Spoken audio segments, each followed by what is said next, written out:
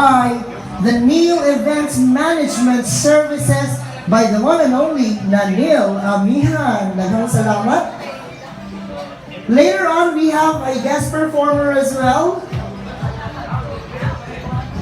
They are one of the best talents in the city of Baybay.